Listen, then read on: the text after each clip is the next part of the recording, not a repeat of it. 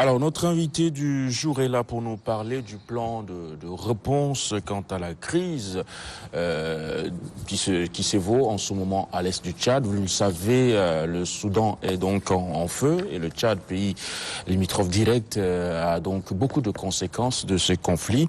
Monsieur le secrétaire général, le ministère de la Santé publique et de la Prévention a donc produit un plan de réponse aux urgences sanitaires à l'est du Tchad pour la gestion de la crise, je le disais, née du conflit armé au Soudan. Alors, que peut-on retenir du contenu de ce plan-là? Merci pour la question. Je voudrais, juste avant de répondre à cette question, planter un peu le décor par rapport au contexte qui a présidé au développement de ce plan national de réponse. Je voudrais juste faire remarquer que le conflit armé qui a survenu au Soudan a obligé des centaines de milliers de réfugiés à franchir la frontière pour trouver refuge au Tchad, comme il fallait s'y attendre. À ce jour, on dénombre pratiquement 2 millions de personnes affectées, parmi lesquelles 377 357 sont dans un besoin d'assistance nutritionnelle aiguë, soit 48 180 retournés tchadiens et 329 177 réfugiés. On déplore malheureusement 102 décès, puisque parmi ces réfugiés, il y a un grand nombre de blessés, estimés pratiquement à 2357 personnes. Parmi ces blessés, il y a bien évidemment des blessés très graves. Parmi les 102 décès, on a également 65 décès chez les enfants de moins de 5 ans, dus essentiellement à la malnutrition. Et également, nous déplorons 26 décès maternels, malheureusement, des suites de complications, soit de grossesse ou d'accouchement ou de suite d'accouchement. Donc voilà un peu les statistiques. Il faut aussi faire remarquer que la situation a amené le chef de l'État, le président de transition, le général Mohamed Idriss Déby Itno, à se déplacer personnellement à l'est du pays, précisément à Adré, en date du 17 et du 18 juin, pour évaluer lui-même l'ampleur de la situation. Et en même temps, il a dû emporter avec lui une bonne cargaison de médicaments permettant aux formations sanitaires de pouvoir faire face à cet afflux massif des blessés au niveau de l'hôpital du district d'Adré. Bien sûr, avec le concours d'autres partenaires et d'autres acteurs sur le terrain. Voilà ce que je peux dire en introduction. Maintenant, le plan national de réponse aux urgences de l'Est est né en réalité de la volonté du ministère de la Santé publique à pouvoir développer un cadre de réponse à cette crise. Et ce cadre-là a été développé en collaboration avec les différents partenaires techniques et financiers. Pour la conduite de l'essentiel des interventions qui sont consignées dans ce plan, il nous faut mobiliser une somme d'environ 10 milliards de francs CFA, soit pratiquement 17 millions de dollars américains, pour pouvoir couvrir les 10 axes stratégiques d'intervention qui sont consignés dans ce plan. Quelles sont les principales personnes qui sont concernées par ce plan? C'est essentiellement les réfugiés, également les déplacés, sans oublier les retournés, mais nous avons insisté également sur la population haute, parce que bien évidemment, quand ces réfugiés arrivent, ils sont accueillis quand même par les frères tchadiens. Donc il va falloir faire en sorte que ces populations-là ne soient pas oubliées. Il y a aussi le personnel de santé qu'il faut saluer le courage, parce que nuit comme jour, ils étaient là pour veiller, pour prendre en charge les blessés qui franchissaient les frontières. Donc voilà ce que je peux dire par rapport à cette première question. D'accord. Alors, déjà, avant de laisser la parole à Madi, on ne sait pas jusqu'à quand cette crise-là, au Soudan, va perdurer.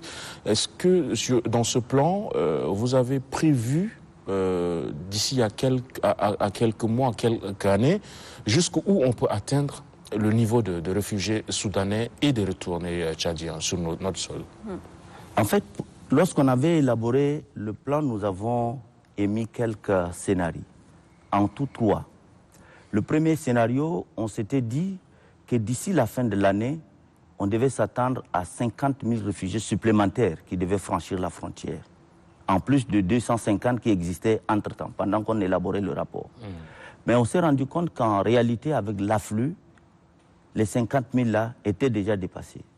Le deuxième scénario, c'était de s'attendre à 150 000 d'ici la fin de l'année. Ce deuxième scénario aussi, on s'est rendu compte qu'il était à nouveau dépassé. Nous avons tablé sur un troisième scénario, c'est que 250 000 réfugiés supplémentaires allaient se rajouter aux 250 000 qui étaient initialement déjà installés pendant le mois de juin et de juillet.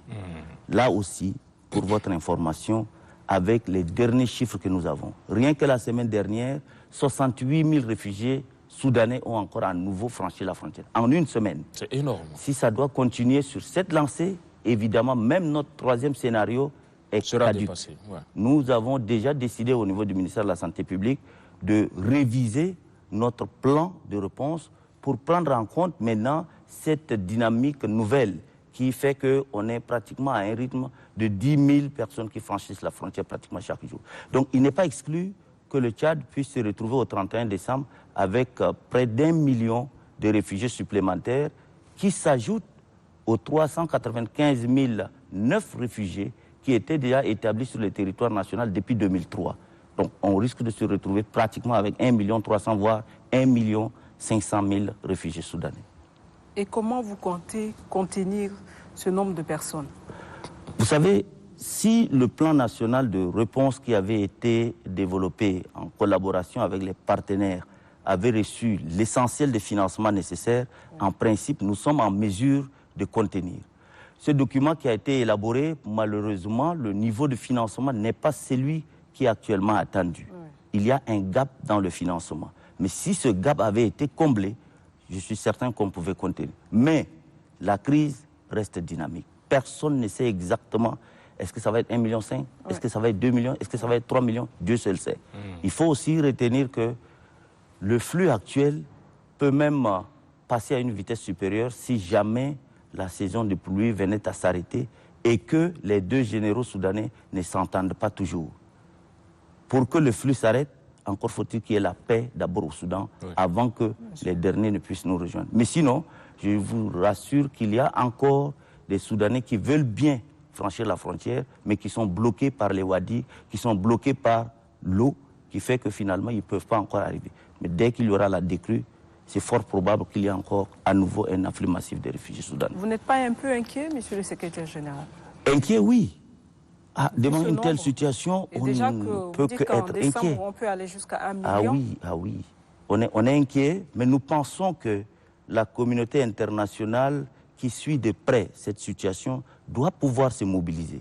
C'est pourquoi nous rejoignons l'appel qui a été lancé pratiquement le 25 juin dernier par le Premier ministre chef du gouvernement, qui disait très clairement qu'il faut que la communauté internationale vienne en appui au Tchad pour lui permettre de juguler la crise et que le Tchad, avec ses ressources à seul, ne pourra pas faire face à cet afflux massif des réfugiés. Alors sanitairement, quel est l'objectif de ce plan? Le plan, d'abord, quand nous l'avons élaboré, il s'appuie essentiellement sur les stratégies qui sont développées par l'OMS au niveau régional. Il est aussi en lien avec notre politique nationale de santé couvrant la période 2016-2030. Il est aussi en lien avec le plan national de développement sanitaire qui est l'instrument de mise en œuvre de cette politique. Le plan comporte un objectif général qui vise en réalité à contribuer à réduire la morbidité et la mortalité chez les réfugiés, chez les retournés, mais également au niveau de la population haute.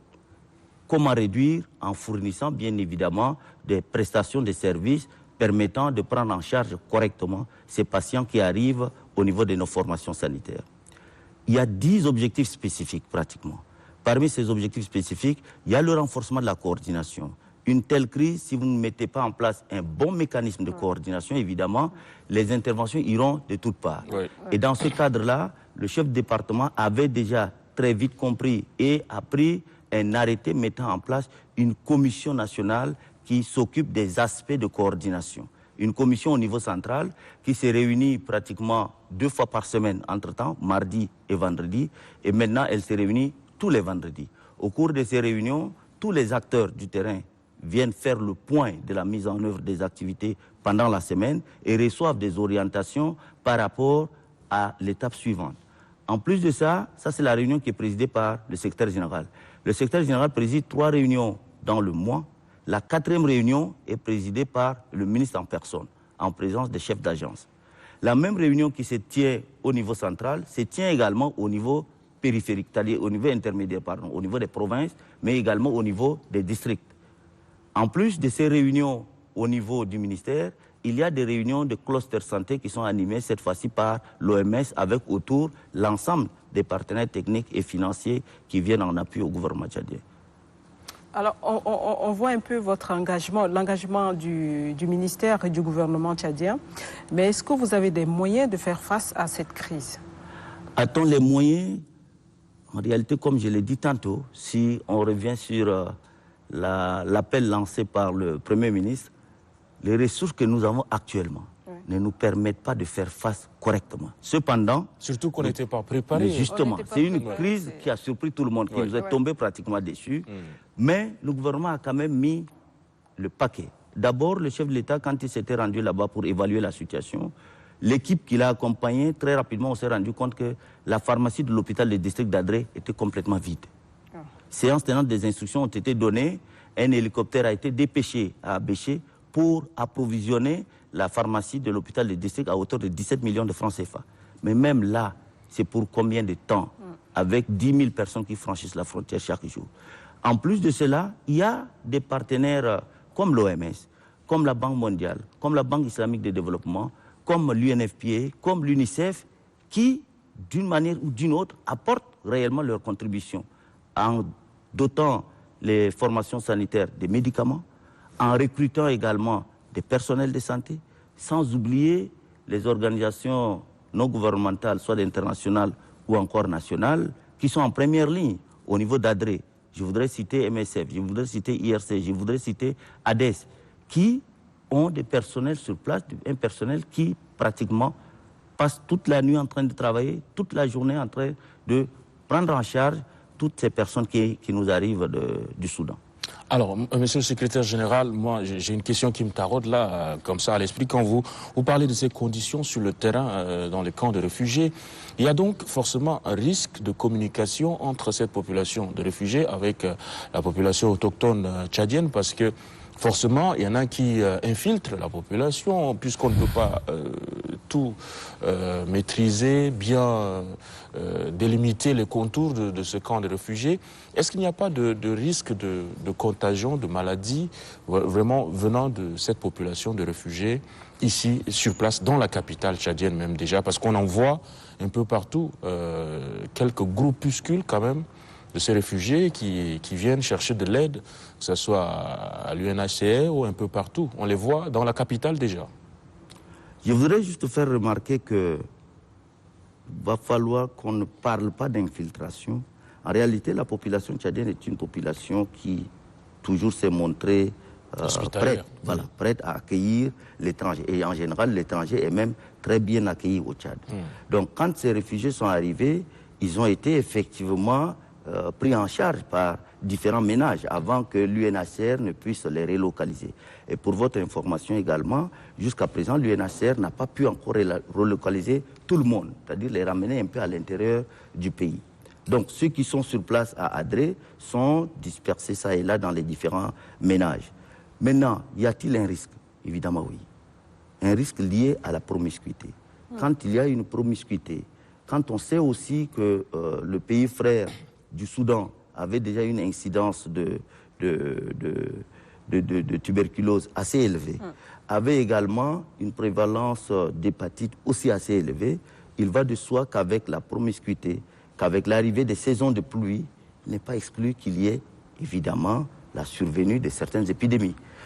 De ce côté-là, des dispositions ont été prises par le ministère de la Santé publique et de la Prévention pour renforcer la surveillance épidémiologique tout au long de la frontière, mais également des dispositions sont prises pour prédisposer des kits de prise en charge des cas. Si jamais on enregistre le premier cas de choléra, toutes les dispositions sont actuellement prises au niveau d'Adré pour faire face au premier cas qui arrive avant qu'au niveau du ministère, que l'on puisse venir encore en appui.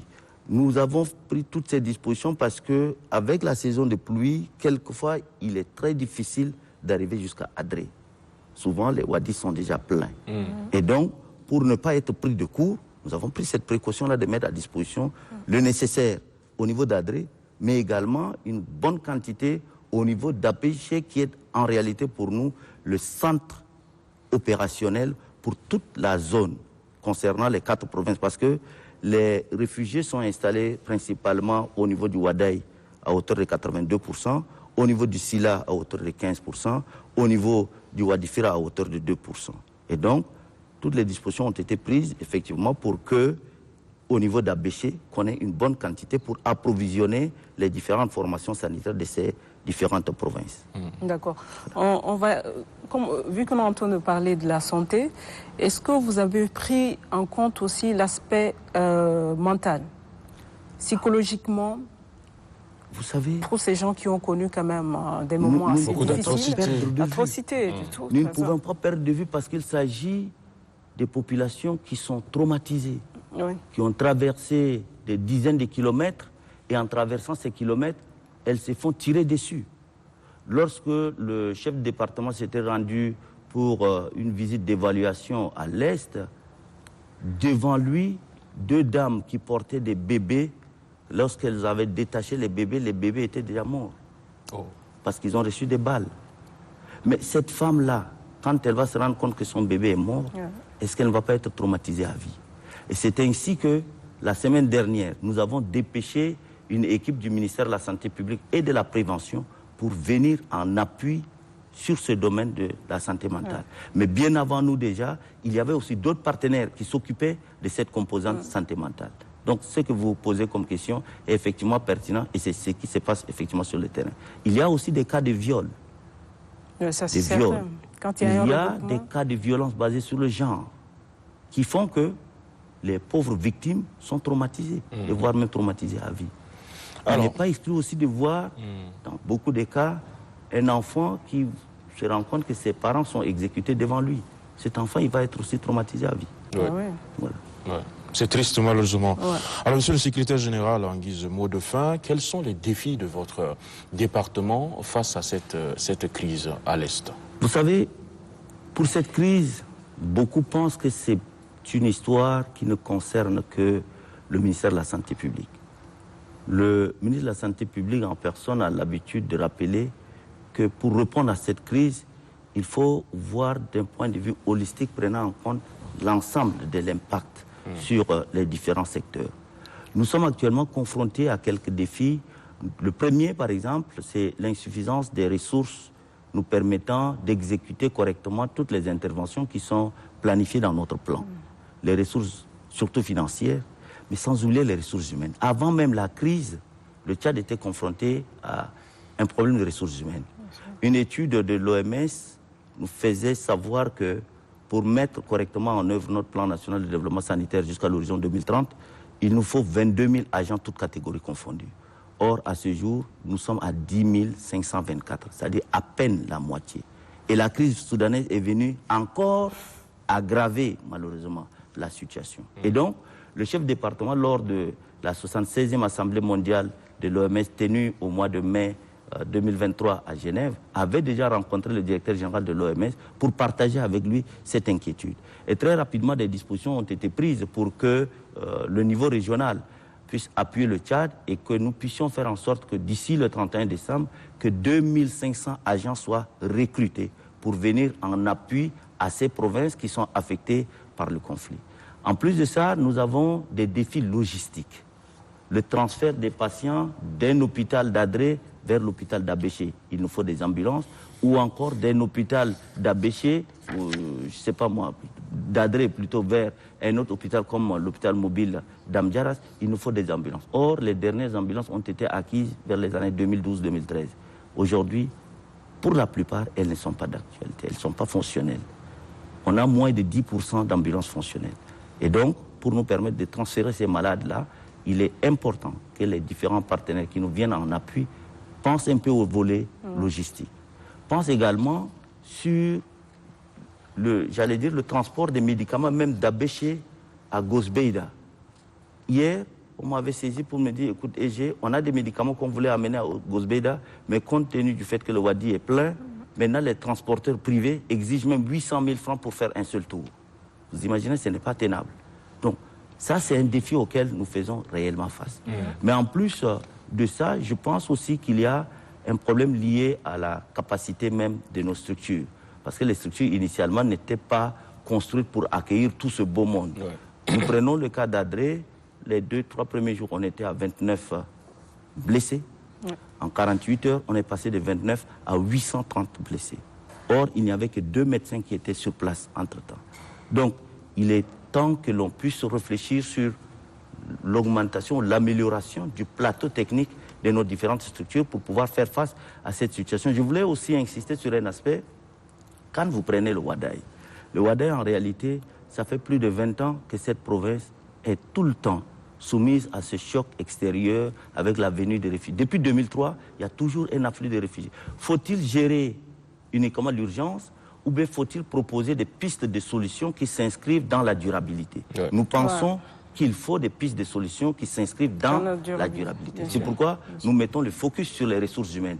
Une fois que la personne est recrutée, elle n'est pas recrutée uniquement pour les urgences, mais elle est recrutée pour définitivement appuyer le système de sorte que ces déficits en ressources humaines soient effectivement comblés. Donc, voilà quelques-uns des défis auxquels nous sommes confrontés et nous pensons que si la communauté internationale continue par boucher les oreilles, il nous sera extrêmement difficile de pouvoir faire face à cet afflux massif de réfugiés. Merci beaucoup, M. Dapsou Guidaousso. Merci d'être passé sur le plateau. Merci. Bon, on vous souhaite un bon courage. Bon courage, parce qu'on imagine combien... Nous comptons c'est lourd, là, c'est lourd. Nous comptons beaucoup sur les communicateurs pour relayer le message. La communauté internationale ne peut écouter que lorsque vous allez relayer les messages. Les chefs traditionnels, les chefs coutumiers, le reste de la population même a besoin d'être informé, sensibilisé. Et là, ce n'est pas un secrétaire général au ministère de la Santé publique, mais c'est plutôt votre job à vous. Et je ferai le mien, faites le vôtre. Ensemble, on pourra au moins sécuriser nos frères soudanais qui nous arrivent. En tout cas, vous avez fait une très bonne communication. Vous avez fait une bonne communication. Même si vous nous renvoyez la balle, on prend. On va continuer à assurer le relais, donc pas de souci à se faire. Merci. À ce niveau, monsieur le secrétaire général. Allez, on va donc prendre une courte pause et on est avec notre second invité juste après.